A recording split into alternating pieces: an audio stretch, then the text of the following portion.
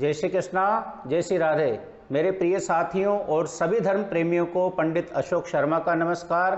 आज हम आपको प्रदोष त्रयोदशी व्रत कथा के बारे में बताने जा रहे हैं कि त्रयोदशी के दिन जो प्रदोष पड़ती है उसकी व्रत कथा किस प्रकार से होती है।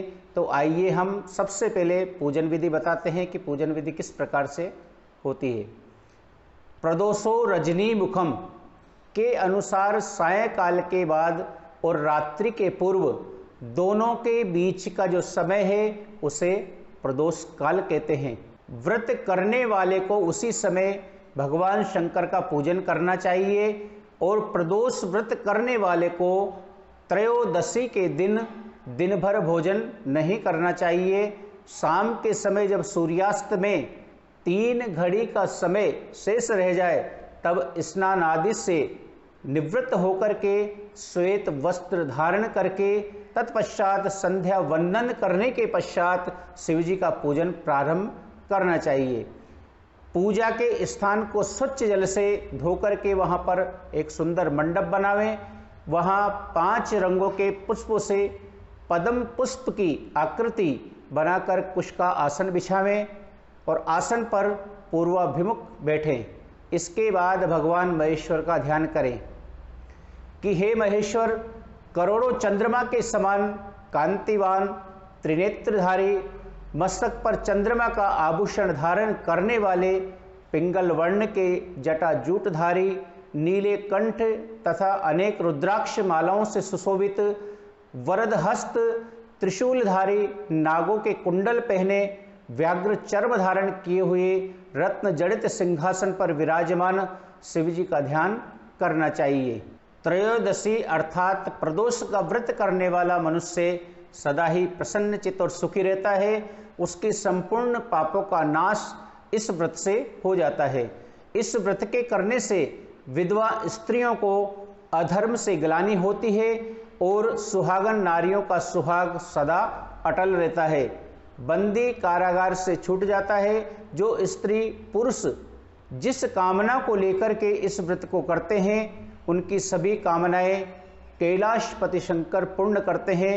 सूत जी कहते हैं कि त्रयोदशी का व्रत करने वाले को 100 गौदान का फल प्राप्त होता है।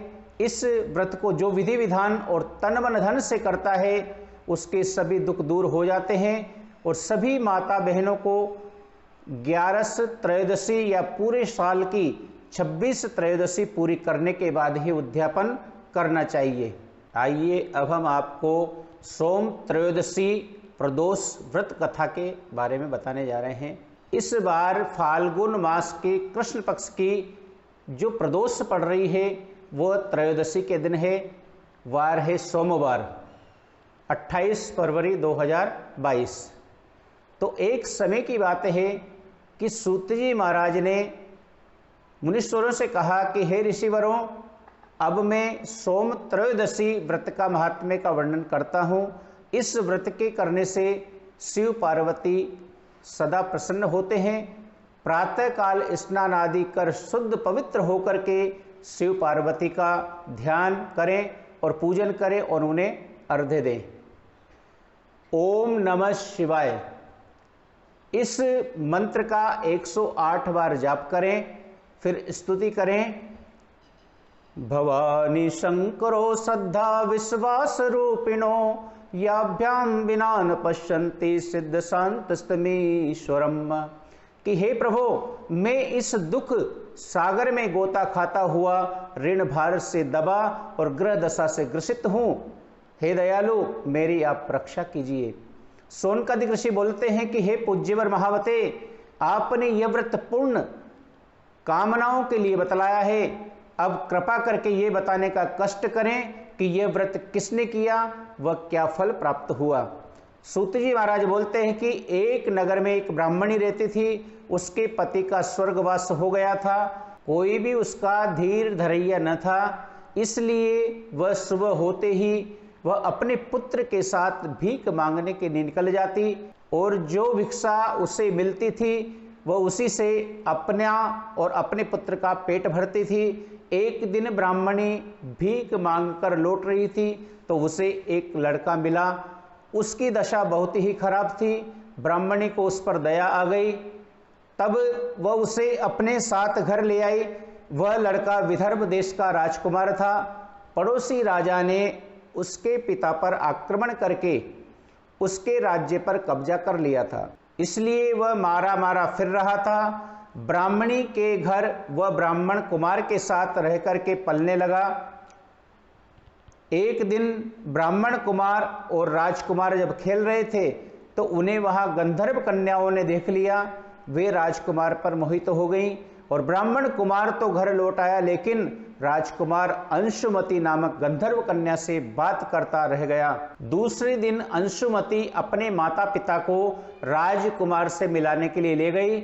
उनको भी राजकुमार पसंद आ गया और कुछ ही दिनों बाद अंशुमति के माता पिता को शंकर भगवान ने स्वप्न में आदेश किया कि वे अपनी कन्या का विवाह राजकुमार से कर दें। फलतः उन्होंने अंशुमति का विवाह राजकुमार से कर दिया। ब्राह्मणी को ऋषियों ने आज्ञा दे रखी थी कि वह सदा प्रदोष व्रत करती रहे।